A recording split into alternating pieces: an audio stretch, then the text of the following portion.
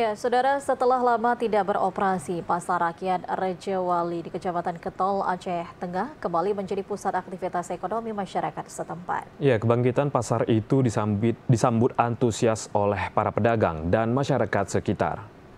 Setelah sekian lama vakum, Pasar Rakyat Rejawali Sejahtera di Kampung Simpang 4, Kecamatan Ketol, Aceh Tengah, kini kembali difungsikan. Pembangunan pasar ini selesai di tahun 2022 melalui dana tugas pembangunan Kementerian Perdagangan Republik Indonesia yang selanjutnya dihibahkan kepada pemerintah Kabupaten Aceh Tengah pada tahun 2023 silam. Kini Pasar Rakyat Rejawali diharapkan mampu menjadi roda penggerak perekonomian di 25 desa wilayah setempat.